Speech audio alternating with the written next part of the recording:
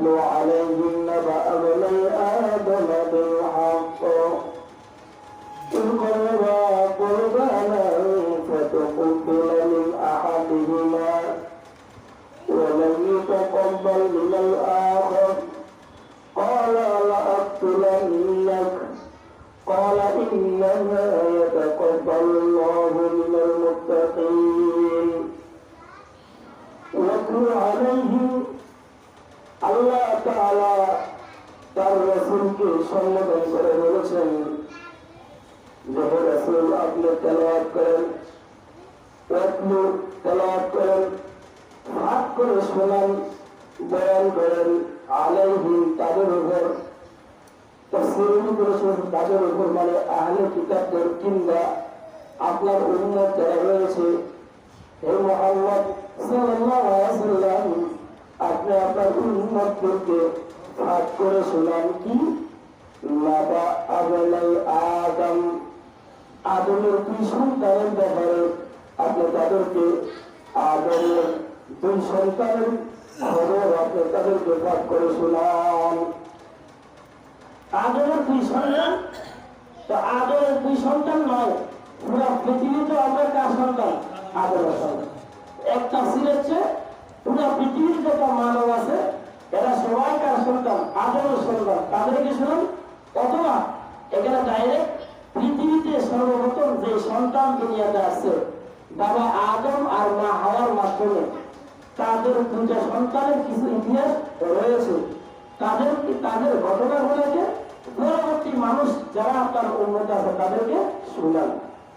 তবে শুনাইলেন যে ইবনে আদম বিল হক তবে বাস্তব ঘটনা যেটা বাস্তব উচিত হয়েছে সেটা আপনি শোনান। এখন প্রশ্ন হতে পারে নাউজুবিল্লাহ নবীজি কি মিথ্যা কথা বলে? তাহলে নবীজি বাস্তব কথা শোনাতে পারি উদ্দেশ্য হচ্ছে এটা একটা কি ইতিহাস ওদের যা করছে বাস্তবে তাই কি শোনায় এটা তার উদ্দেশ্য হচ্ছে এটা বুঝাইতে চায় পৃথিবীতে যত ইতিহাস আছে ইতিহাস রচনাকারী এবং লেখক এদের এই রচনাগুলো সঠিক হয়। আমাদের দেশের সরকার এক সরকার আসার পরে আরেক সরকার আসে তার সরকারি পক্ষ থেকে সরকারি সিলেবাস শিক্ষামন্ত্রী আসে না নাই আছে এক শ্রেণী যখন ক্ষমতায় আসে তখন শিক্ষামন্ত্রীর পক্ষ থেকে বলা হয় আমরা আগামীতে নতুন করে বই সংস্কার করব মুক্তিযুদ্ধের ইতিহাস যা আছে আমরা নতুন করে কি করবো পরিবর্তন করব। এবার যারা ক্ষমতায় থাকে এরা সিলেবাস পরিবর্তন করে 5 বছর শেষ আবার নতুন করে আমার যারা আসে আবার নতুন করে আমার মুক্তিযুদ্ধের নতুন ইতিহাস বাংলাদেশ গড় ইতিহাস একত্রের ইতিহাস আবার কি করে যায় পরিবর্তন করে যায় করতে করতে এমন শেষ পর্যন্ত এমন হয়েছে ইতিহাসের ভিতরে আসছে মানুষ বাংলার তাহলে এটা কি সঠিক ইতিহাস না বেঠিক ইতিহাস? সঠিক। এখানে উদ্দেশ্য হচ্ছে নবীজিকে বলতেছে বাস্তব যেটা হয়েছে এটা আপনি কি করেন বয়ন করুন। এটা যেহেতু একটা কি ইতিহাস আর ইতিহাস যদি ছাত্রদেরকে ইতিহাস বাস্তব যদি না পড়ানো হয় তাহলে ছাত্ররা ইতিহাস ভুল করবে সঠিক ইতিহাসটা শিক্ষকদের থেকে পাবে না। আর বইয়ের ভিতরে যদি সঠিক ইতিহাস না থাকে তো ছাত্রদের প্রয়োজন যারা আসবে এরা ভুল করবে অথচ সঠিক ছিল একটা ছাত্ররা শিখবে কি আরেকটা। এজন্য নবীকে বলছেন হে নবী আপনার আদমের দুই সন্তানের বাস্তব ঘটনা যেটা সেটা আপনার তেলাওয়াত করে পাঠ করে শোনান। কি সেটা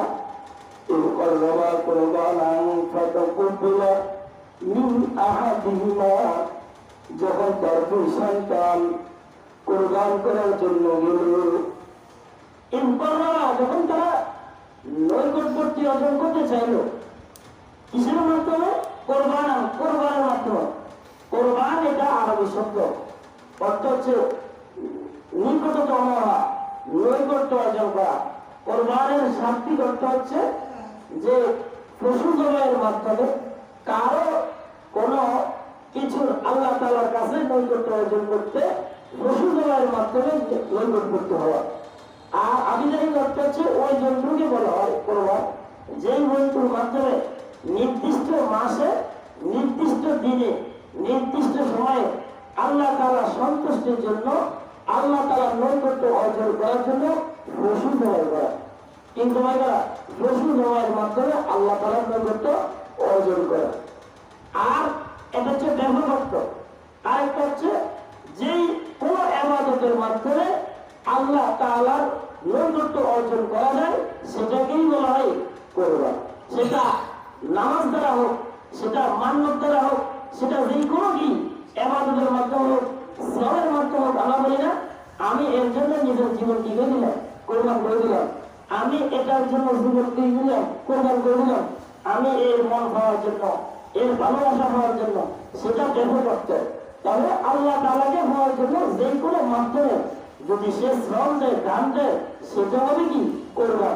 আর এটা যেটা, এটা হচ্ছে পশু জবাইয়ের মাধ্যমে আল্লাহ তাআলার জন্য নিজের জীবনকে কি করে বিসর্জন দেওয়া। যেমন কোরআন কারিমে আল্লাহ সূরা কাউসারের ভিতরে বলছেন, ফাসল্লি লিরাব্বিকা ওয়ানহার, হে নবী আপনি নামাজ পড়েন আপনার প্রভুর জন্য, এমন কি করেন কোরবান করেন।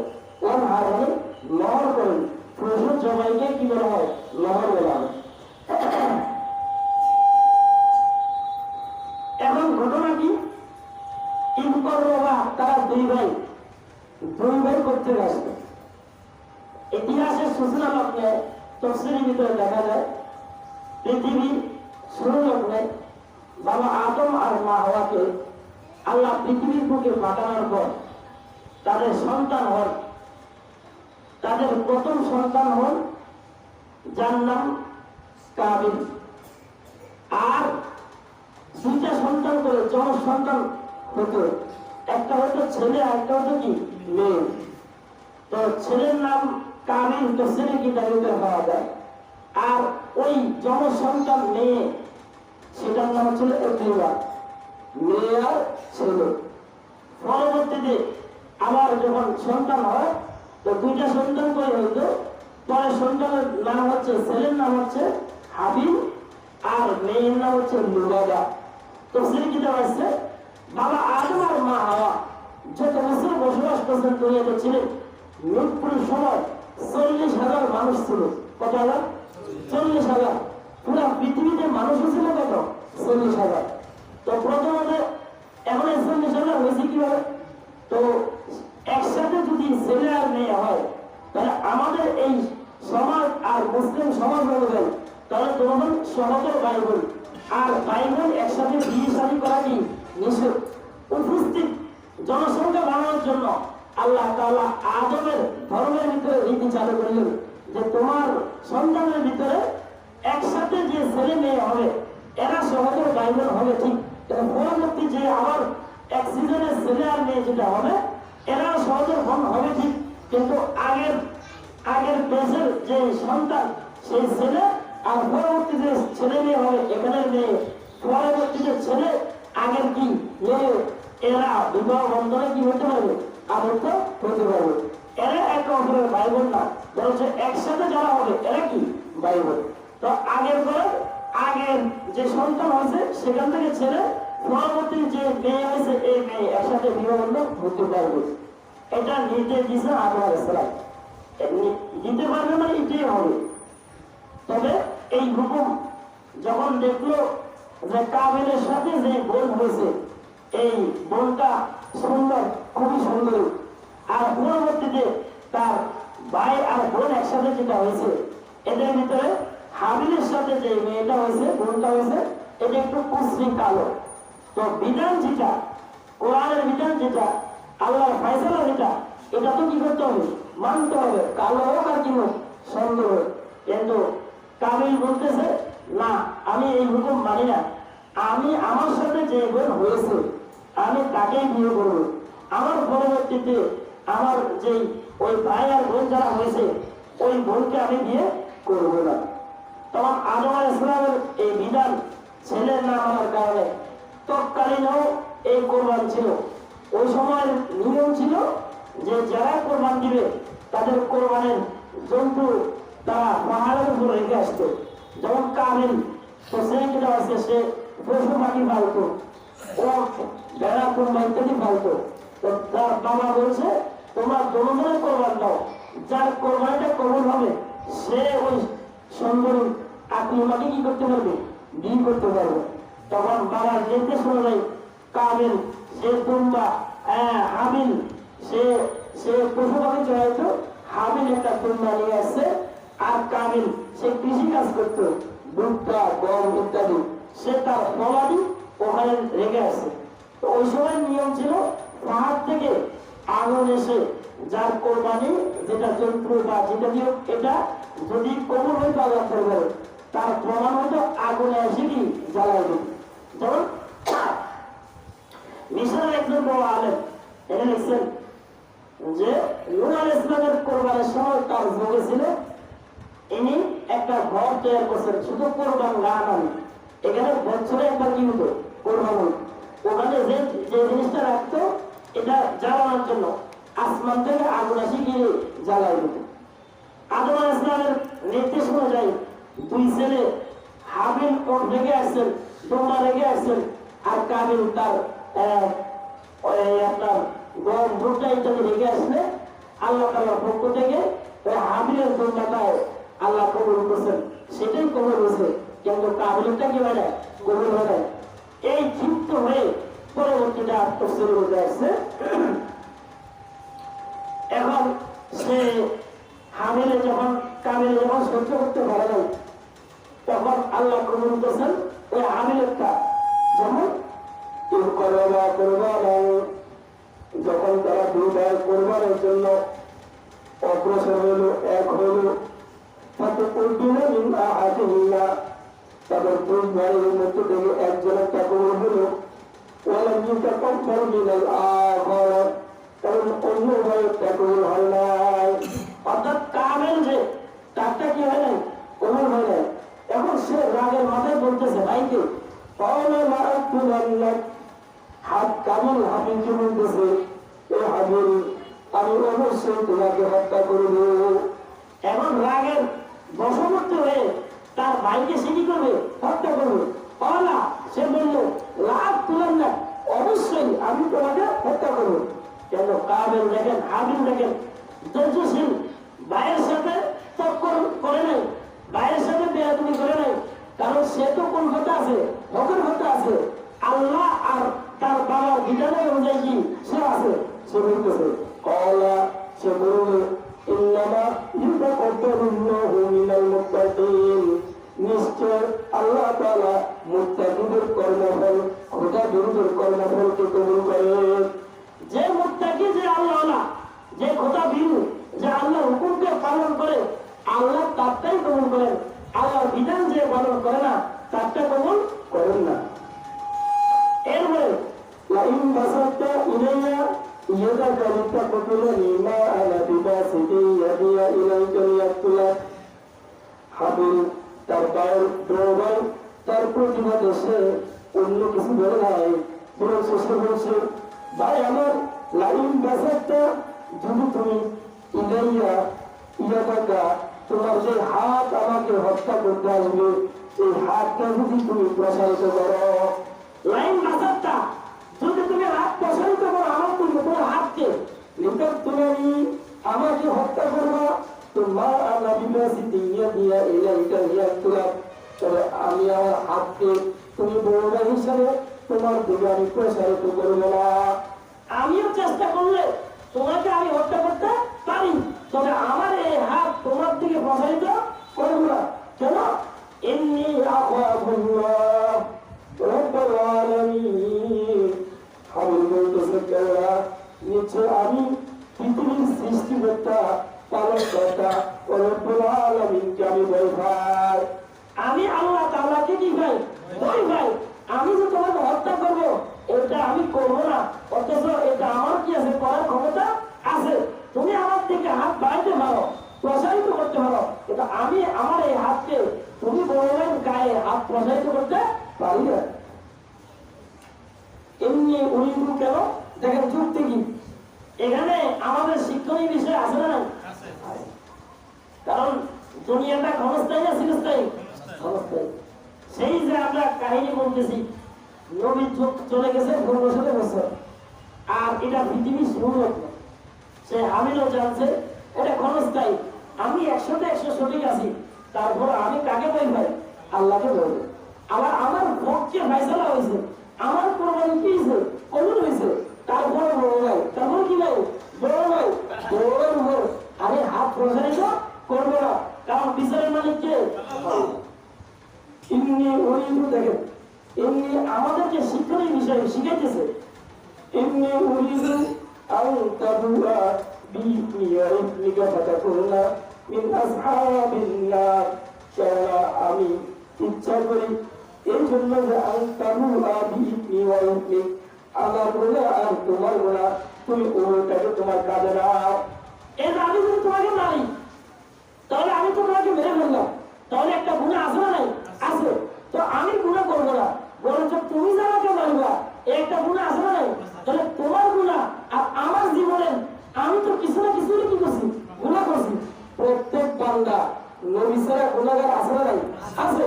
তাহলে ইন্নী উরিদু, আমার ইচ্ছা কি আন তাবুয়া বিইসমি, আমার গুনাহ ওই কি এবং তোমার গুনাহ তুমি তোমার কাঁধে নাও, নিলে ফাতাকুনা মিন আসহাবিন নার, যাতে করে তুমি জাহান্নামীবাসী হয়ে যাও। তাহলে আমার গুনাহ লইয়া আর তোমার গুনাহ লইয়া তুমি কোথায় যাও? জাহান্নামে যাও। জাহান্নাম আমি যেতে চাই না, আমি কোথায় যেতে চাই? জান্নাতে যাবো। সুবহানাল্লাহ বলুন না। সুবহানাল্লাহ। যুক্তি কি? ওয়াযালিকা জাযাউল যালিমিন। তাই শুনে রাখো, এই যে তুমি আমাকে জাহান্নাম, এই যে তুমি আমাকে হত্যা করবা, এটা কিন্তু জালিমদের কর্মফল। এটা জালিমদের কি কর্মফল? ওয়াযালিকা, এটা জাযা, জাযা মানে কর্মফল, প্রতিদান, জাযাউল যালিমিন। এরপরও এই ভাই এভাবে আচরণ করছে, ছোট ভাই বড় ভাইকে মূল্যায়ন করার পরও তার নফস কিন্তু, তার প্রাণ কিন্তু ঘামায় নাই। সে যে একবার বলছে যে এটা মুত্তাকিদের খোদা বিরুদ্ধে কর্মফল কবুল করে কে? আল্লাহ। এরপর আমি হাত প্রসারিত করতে পারি কিন্তু করবো না, এত তো সত্য। কারণ এখন তার ভিতরে শয়তানে কাজ করতেছে। কে কাজ করতেছে? মাঝে মাঝে দেখেন না যে ছেলেকে বাবা মেরে ফেলতেছে, বাবাকে ছেলে কি মেরে ফেলতেছে, শ্বশুর শাশুড়িকে একসাথে ধরে কি জবাই করে দিতেছে। সে যখন জবাই করে দেয় তখন আর মাথা কি নেই, ঠিক নেই। এখানে ইমানের সাথে তার আর কোনো কি নেই, সম্পর্ক নেই। এখানে ঢুকে গেছে শয়তান। কে ঢুকে গেছে? শয়তান। এখন তারা কি করতেছে? গ্রাস করতেছে। এটাকে এত তো সত্য। এই জন্য রাত যখন আসে তখন দোয়া আছে। রাসূল বলেন শুধুমাত্র একটা দোয়া, সেটা হচ্ছে আমার সাথে বলেন, আউযু বিল্লাহি মিনাশ শাইতানির রাজীম। এটা ভালো না? ভালো না? শুধু এই দোয়াটা বলবেন, ইনশাআল্লাহ দেখবেন অর্থ কি? আমি বিতাড়িত শয়তান থেকে আশ্রয় চাচ্ছি কার কাছে? কারণ রাগ দেন ওনাকে, যদিও কর্মফল আপনার, দেন ওনাকে আল্লাহ। আমার এই রাগ থামাতে পারে কে? এজন্য কিতাবে দিতে এসছে দাঁড়ানো অবস্থায় রাগ আসলে বসে দেবে। অনেক সময় স্ত্রী এমন এমন কথা বলে ফেলে, গেছেন মসজিদ থেকে কিংবা বাড়ি থেকে, পুরো দিন শ্রম প্রাণ কষ্ট দিচ্ছে, কিন্তু এই অবুঝ মহিলা, কিছু বেকুব মহিলা আছে, সে ঠুস করে কথা একটা বলে ফেলা। আপনার মাথার এখন সেন্স কি নেই, ঠিক নেই। কিতাবের ভিতরে আসছে সাথে সাথে বসে যায় আর পরিশ্রম করতে পারে। সাল্লাল্লাহু আলাইহি ওয়াসাল্লাম, সাল্লাল্লাহু আলাইহি ওয়াসাল্লাম বসে অবস্থায় রাগ আসতেছে, ওই যে তার কথা এখনো সহ্য হয় না, শুনে যান কিতাবের ভিতরে আছে কি নেই, শুনে যান শোয়া অবস্থায় পড়েন সাল্লাল্লাহু আলাইহি ওয়াসাল্লাম আউযু বিল্লাহি মিনাশ শাইতানির রাজীম। শোয়া অবস্থায় তাদের রাগ কি থামাতে পারতেছে না, শোয়া অবস্থায় থাকে, তাই শোয়া অবস্থায় কি দাঁড়ায় যান, মানে সেন্স করেন আপনার রাগ কি করলেন, পরিবর্তন করলেন। আর রাগের মাথায় যদি দুটা কাজ করলে বলছে না কি রাগ, কিন্তু এই রাগের আর কোনো কি নেই, কাজ নাই। রাগের মাথায় হত্যা করলেন, এটা হত্যা হবে না, হবে না। রাগের মাথায় তালাক দিয়ে দিলেন, হত্যা হবে না, হবে না, হবে না। ওটা হয়তো কাজটা করে দিয়েছেন, কিন্তু বলতেছেন তো রাগ, অথচ শরীরে রাগের সাথে ওই যে কাজ করছেন এটার সাথে কোনো সম্পর্ক নেই। এবং আমাদের শিখাতে দেখেন এত সুন্দর ব্যবহার করার পরও ছোট ভাই কিন্তু তার অন্তর ঘামায় নেই, বরঞ্চ এখন এখানে তার অন্তর ভিতরে কি আছে? শয়তান আছে।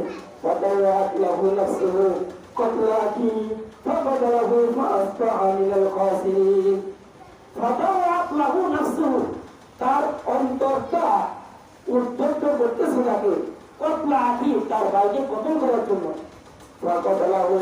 এরপরে সে তার ভাইকে কতল করে ফেলছে। এখন সে তাকে কত করার পর এখন সে কি হয়ে গেছে, সে ক্ষতিগ্রস্তের মধ্যে অন্তর্ভুক্ত হয়ে গেছে। وبعث الله غرابا يبعث في الارض ليريه كيف يواري سوءة أخيه قال يا ويلتى أعجزت أن أكون مثل هذا الغراب فواري سوءة أخي فأصبح من النادمين। এই আয়াতের ভিতরে এরপরে ভাইয়ের লাশ দাফন কিভাবে করবে, তখন একটা আল্লাহ তাআলা কাক পাঠাইলেন। কাকে এসে মাটি খনন করে দেখাইতেছে যে তুমি তো তোমার ভাই এখন কি মারছো, এখন এই মাটিতে কি করো, তাকে দাফন করো। তখন সে বলতেছে হাই আমি কি একটা মূর্খ, আমি আমার ভাইয়ের মৃত্যু দিলাম, কিন্তু আমার বাইরে রাখবো কোথায় এটা আমাকে নেই জানা নাই। সামান্য একটা কাক আমাকে শিখাইতেছে যে তোমার ভাইকে তুমি এখন আবৃত করো কোথায়, মাটি দিতে। এজন্য এরপর আয়াতে আছে মিন আজমি যালিক কাতাবনা আলা বনি ইসরাঈল আল্লাহু মান কাতালা রাসূল। আল্লাহ বলেন বনি ইসরাঈল আমি লিখে দিয়েছি তোমরা কাউকে যদি অন্যায়ভাবে, সে কাউকে মারেও নাই, সে কাউকে যুদ্ধ শুরু করে নাই, কেউ যদি কাউকে মারে হত্যা করে তো ফাঁকা আন্নাসা জামিআ, সে পুরো পৃথিবীর সকল মানুষকে সে মেরে ফেলছে। ওমান আহইয়াহা ফাঁকা আন্নামা আহইয়ান নাসা জামিআ, আর কেউ যদি কোন একটা প্রাণকে রক্ষা করলো, সে কোনো নির্দোষ, কোনো দোষী না, তাকে অন্যরা মারি ফেলতে চেয়েছে কিন্তু সে তাকে কি বাঁচাইছে। ওমান আহইয়াহা, যে অন্য একটা প্রাণকে বাঁচালো, ফাঁকা আন্নাসা আহইয়ান নাসা জামিআ, পৃথিবীর সকল মানুষের প্রাণকে সে বাঁচাইবে।